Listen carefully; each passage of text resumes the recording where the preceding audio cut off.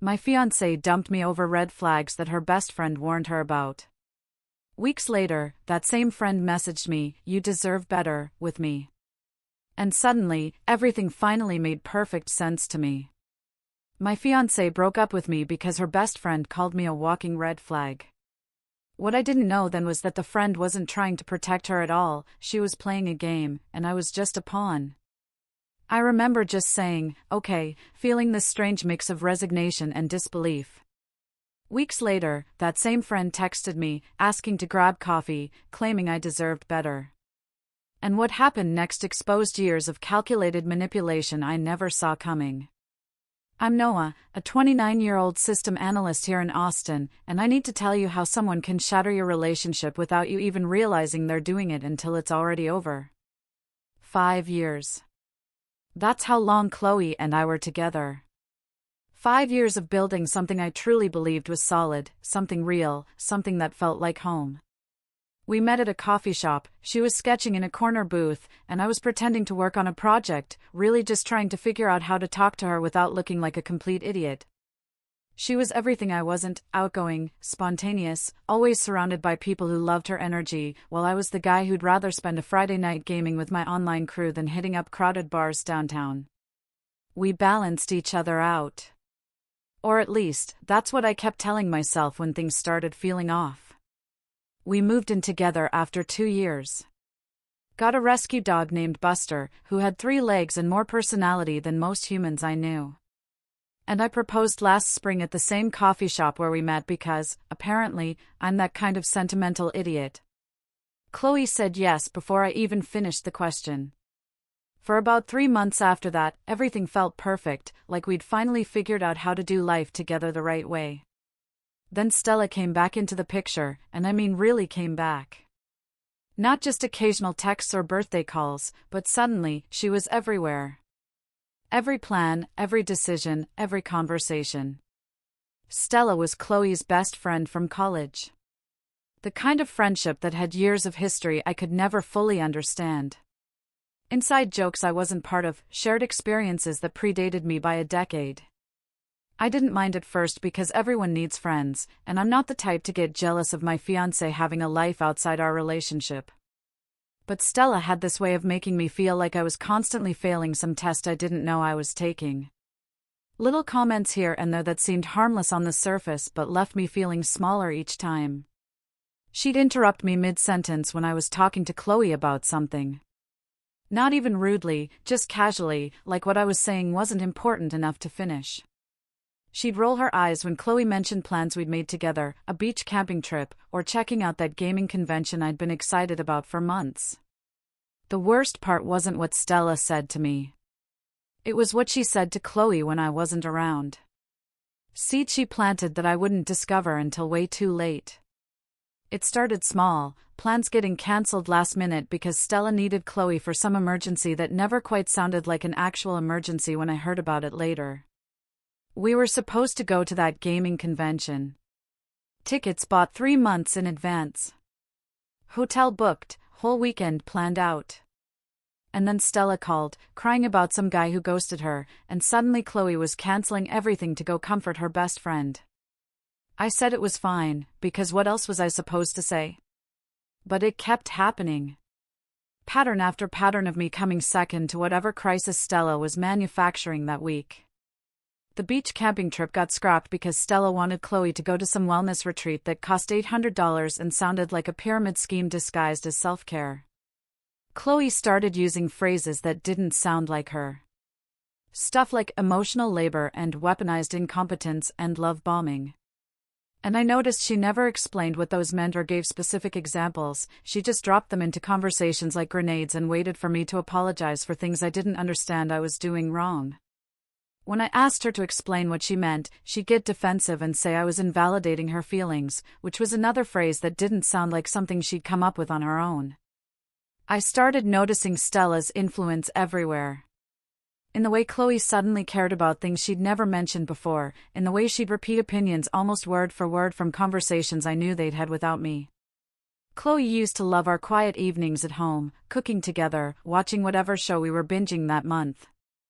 But Stella kept telling her that staying home was boring and that I was isolating her from experiences, even though Chloe was the one who always suggested staying in.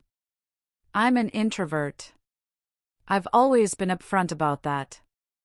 I work a demanding job that drains my social battery, and I recharge by having quiet time, gaming with my crew online, taking Buster for long walks where I don't have to perform for anyone.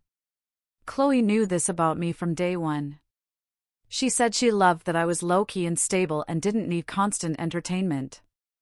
But suddenly, Stella was in her ear, telling her that my personality was actually a red flag, and that I was controlling her social life by not wanting to go out every single night. The gaslighting was so subtle, I didn't even recognize it as gaslighting until months later when I could finally see the whole picture clearly. One night, Chloe came home from drinks with Stella and told me we needed to talk. I knew from her tone that this wasn't going to be a normal conversation about bills or weekend plans. She sat down on the couch, wouldn't look me in the eye, and started listing off things I apparently did wrong, things I didn't even remember doing, or that were so twisted from what actually happened that I barely recognized the event she was describing.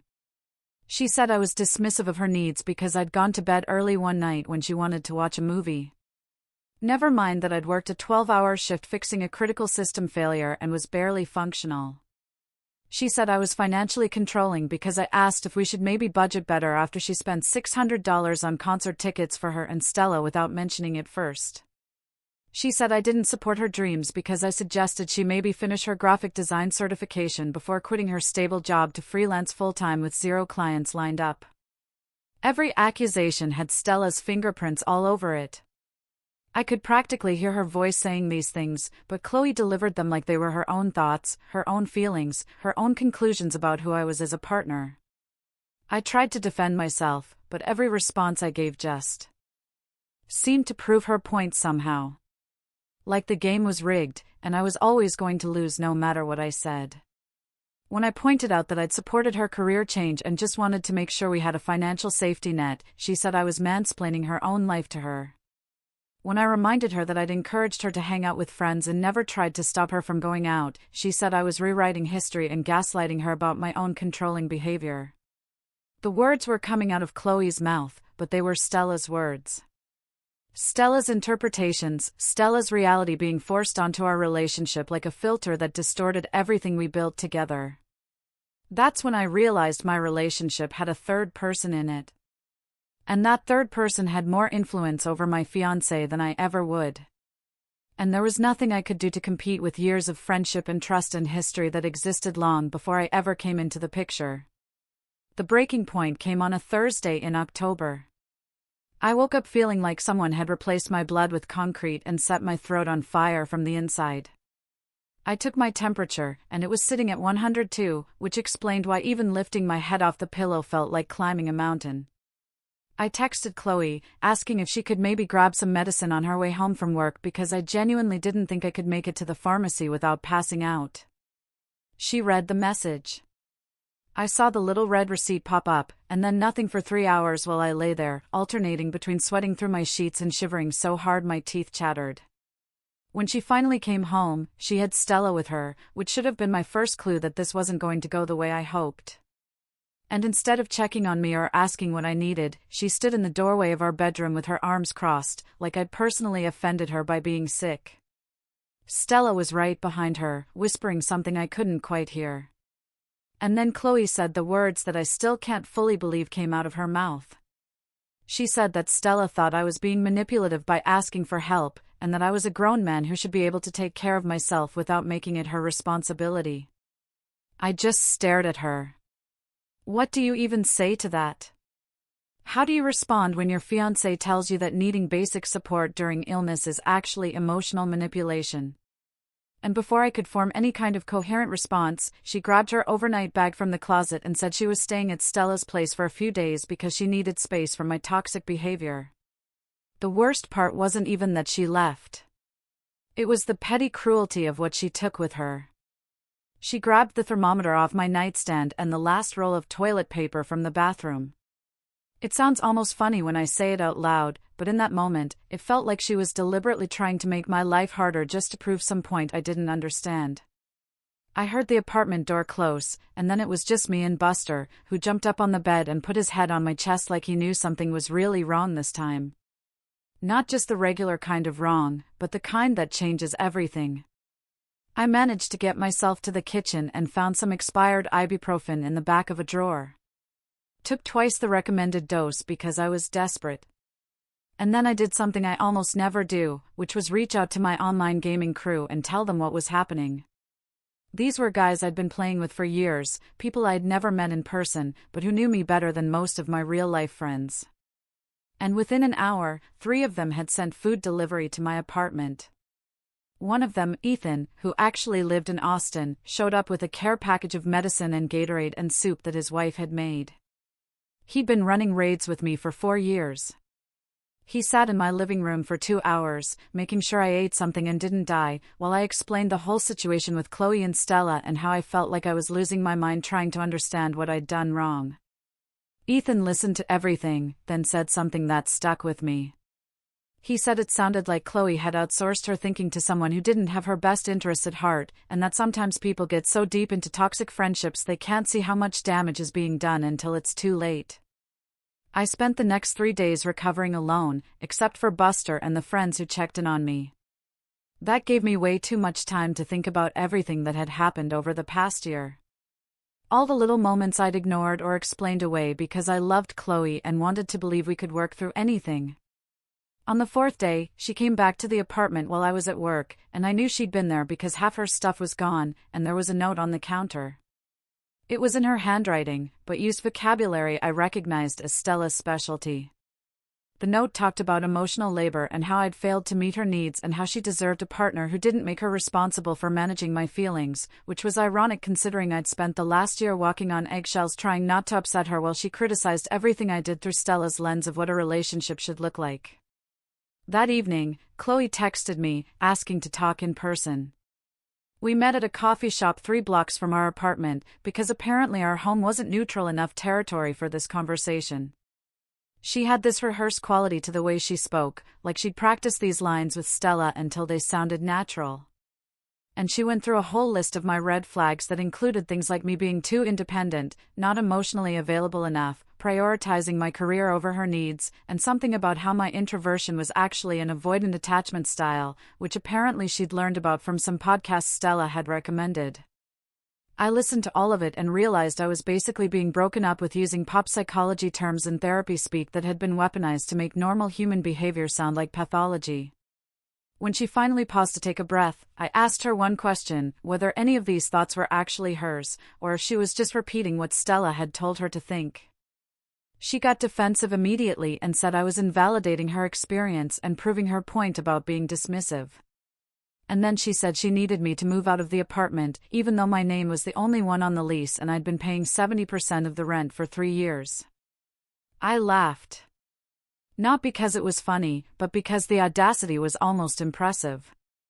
I told her very calmly that I'd be happy to give her time to find a new place, since this was my apartment and I wasn't going anywhere. She didn't like that answer. I could see her mentally scrambling to figure out how to regain control of the situation. She made one last attempt by saying we could work things out if I was willing to go to therapy and address my issues. I asked what issues, specifically, and she couldn't give me concrete examples, just more buzzwords. About emotional unavailability and stonewalling and defensive behavior. I realized right there in that coffee shop that I'd already lost her months ago, to someone who saw our relationship as a threat to her own hold over Chloe. I just said, okay, told her she had 2 weeks to get her remaining stuff out of the apartment, and walked away from 5 years like it was the easiest decision I'd ever made, even though inside I felt like someone had scooped up my chest and left nothing but empty space where my future used to be. The next morning, I woke up to a text saying she'd thought about it overnight and we were definitely over, and she'd be by that afternoon with Stella to collect her things. I didn't respond, because there was nothing left to say. When they showed up, Stella had this smug look on her face like she'd won some competition I didn't know we were having. I just stood there, watching them pack up pieces of my life into boxes and bags. After they left, the apartment felt enormous and suffocating at the same time. Too quiet and too full of memories that now felt contaminated by everything that had happened. I did what I always do when life gets overwhelming. I threw myself into work and started going to the gym at 5 o'clock in the morning before my shift, because physical exhaustion was easier to deal with than emotional devastation. My online crew checked in on me constantly. Ethan invited me to his house for dinner with his family twice a week. Slowly, I started rebuilding some version of a life that didn't revolve around making Chloe happy or trying to meet standards that kept changing based on whatever Stella decided was acceptable that week. About 2 weeks after the breakup, Chloe showed up at my door unannounced with Buster on a leash. She said she couldn't handle taking care of him anymore because he kept whining and wouldn't eat, and she realized she'd only taken him to hurt me in the first place. I took him back without a word because I wasn't about to punish my dog for her mistakes. Honestly, having Buster back made the apartment feel less empty, like I'd recovered at least one piece of what we'd built together. 3 weeks passed in total, and I was actually starting to feel okay. Not great, but functional. And then Chloe started texting me again with weird messages that started casual and progressively got stranger. She'd ask my opinion on things she'd never cared about before. She'd mention how Stella was being really intense lately and maybe they were spending too much time together, like she was testing the waters to see if I'd take her back. I kept my responses short and polite because I'm not cruel, and we'd shared 5 years of life together. But I wasn't about to fall back into that trap of being her emotional support while Stella pulled the strings behind the scenes. Then I got a message from the last person I ever expected. A message that made me realize this whole situation was so much worse and so much stranger than I'd ever imagined. And it came from Stella herself. The message from Stella came through on a Saturday morning while I was meal prepping for the week. At first I thought it was some kind of mistake, or maybe her account had been hacked, because there was no universe where this made sense. She said Chloe had been struggling since the breakup, and that watching us fall apart had made Stella realize some things about herself, about me, about what she actually wanted. And then she said the words that made my brain completely short-circuit. She said I deserved better than someone who couldn't appreciate what I brought to a relationship. I stared at my phone for a solid minute, trying to process what was happening. And then another message came through. This one with a selfie of Stella at some coffee shop, with the caption asking if I wanted to grab drinks sometime and talk about everything that had happened because she felt terrible about how things had gone down. The audacity was so staggering that I actually laughed out loud. This woman had systematically destroyed my relationship over the course of a year, convinced my fiancé that I was toxic and controlling and every other buzzword she could weaponize. And now she was shooting her shot like we were potential romantic interests who'd just met at a bar. I screenshotted everything immediately and sent it to Ethan because I needed someone else to confirm I wasn't hallucinating this situation. He responded within seconds, saying this was the most unhinged thing he'd seen in his entire life and that I needed to be very careful about how I handled it. Over the next 2 days, Stella kept messaging me, escalating from casual coffee suggestions to more overtly flirty comments about how she'd always thought I was attractive and intelligent, and that Chloe had been too immature to recognize what she had. She said we'd always had chemistry and that she'd held back out of loyalty to Chloe. But now that we were both single, there was no reason we couldn't explore what could happen between us.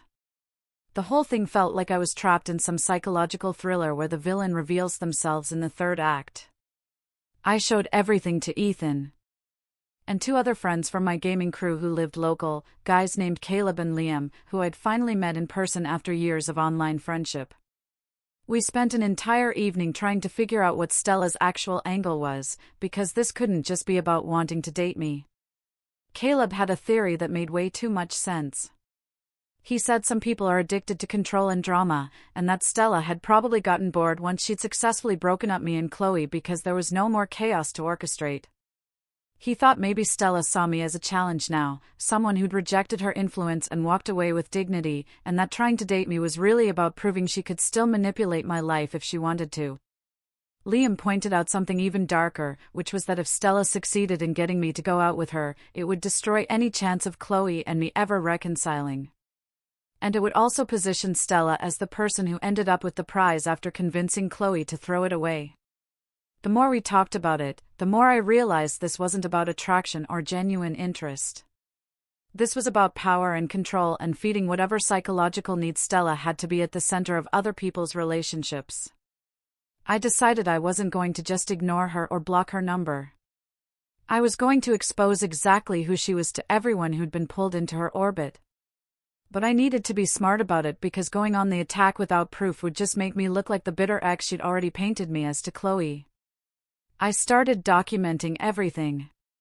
Every message Stella sent got screenshotted with timestamps, and I reached out to a few people in Chloe's social circle who I'd stayed friendly with, to ask if they'd noticed anything weird about Stella's behavior over the years. 2 of them came back with stories that made my blood run cold, because apparently I wasn't the first relationship Stella had torpedoed. One woman told me about her own ex-boyfriend 3 years ago, who Stella had convinced was emotionally abusive, using the same playbook of therapy speak and pop psychology to create problems where none existed. That relationship had ended with her isolated from the guy who she later realized had been perfectly good to her. Another friend had a similar story about someone whose marriage Stella had nearly destroyed by convincing the wife that her husband was gaslighting her, and it had taken months of actual couples therapy for them to realize the real problem was Stella's interference. I collected all of this information like I was building a legal case. And then I did something that felt risky but necessary. I told Stella I'd be willing to meet her for coffee to talk about everything. She responded immediately with obvious excitement, suggesting a place and time, and I agreed to meet her that following Thursday at a cafe in South Congress that had outdoor seating and lots of foot traffic. What Stella didn't know was that Ethan, Caleb, and Liam would all be there at nearby tables, and that the 2 people I'd talked to had agreed to show up halfway through to confront her about the pattern of behavior we'd uncovered. The day came, and I got there early to settle my nerves. I ordered a coffee I was too anxious to actually drink, and waited for Stella to arrive with this weird mix of anger and curiosity about how she'd play this. She showed up looking like she'd put serious effort into her appearance, which made the whole thing even more unsettling. She sat down across from me. With this smile that I can only describe as predatory, like she'd already won something I didn't know we were competing for. She started talking immediately about how proud she was that I'd agreed to meet her, how mature it was that we could move past the drama with Chloe and explore our own connection. I let her talk for about 5 minutes before I interrupted her. I asked her directly why she'd spent a year destroying my relationship with Chloe if she was interested in me. I watched her face shift through several expressions before landing on defensive confusion. She tried to claim she'd only been looking out for Chloe's best interests and that it wasn't her fault Chloe had realized I wasn't the right fit. But I pulled out my phone and started reading back her own messages about how she'd always been attracted to me and had held back out of loyalty. Her face went pale and she tried to backtrack, saying I was misunderstanding her intentions and making this into something it wasn't. And that's when the 2 other people walked up to our table. They confronted her about destroying their relationships using the exact same tactics. I watched Stella's whole demeanor crumble as she realized this wasn't a date. It was an intervention. She tried to leave, but Ethan, Caleb, and Liam had positioned themselves in a way that made it clear she wasn't going anywhere until we'd said our piece. For the first time since I'd known her, Stella had no control over the situation she was in. Ethan laid out everything we'd discovered about her pattern of interference in other people's relationships. The therapy speak she used as weapons, the way she isolated people from their partners under the guise of protecting them. Caleb talked about how her behavior fit classic patterns of covert manipulation and control, using his background in psychology from his actual degree to break down what she'd been doing in clinical terms that couldn't be dismissed as bitter accusations. Stella sat there, getting smaller and smaller. And then she made one last attempt to flip the script by saying we were all ganging up on her and that this was harassment, but her voice had none of its usual confidence and everyone at the surrounding tables was now watching this play out. I told her very clearly that if she ever contacted me again, or if I found out she was interfering in Chloe's life or anyone else's life the way she'd interfered in mine, I would make sure everyone in her social and professional circles knew exactly who she was and what she did to people. She grabbed her bag and basically ran out of the cafe. I felt this weird combination of satisfaction and exhaustion, like I'd won something, but the victory cost more than I'd expected. The next day, Chloe called me. Actually called, not texted, and her voice sounded different, smaller and more unsure than I'd heard in over a year. She said Stella had blocked her on everything, and that mutual friends had been telling her things about Stella's past behavior that made her sick to her stomach. She asked if we could meet to talk about what had really happened between us. I told her I needed time to think about whether that was something I wanted. Because even though part of me still loved the person she'd been before Stella got into her head, I wasn't sure I could trust her not to fall into the same pattern with the next toxic friend who came along. 2 months have passed since that confrontation at the cafe. I got a promotion at work that came with a significant raise and more interesting projects. I started dating someone named Riley, who I met through Ethan's wife and who's into gaming and hiking and has a refreshingly direct communication style that doesn't involve any therapy speak or manufactured drama. Chloe reached out one more time, asking if I'd be willing to do closure coffee. I said maybe someday, but not now, because I've learned that sometimes the healthiest thing you can do is let the wrong people stay in your past where they belong. I'm doing okay now, better than okay, actually. I've learned that you can't build a life with someone who lets a toxic friend think for them, because eventually you'll realize you're not in a relationship with one person. You're in a relationship with whoever has their ear that week. And that's not love. That's just elaborate puppetry with your heart as the stage. What would you have done if you were in my shoes?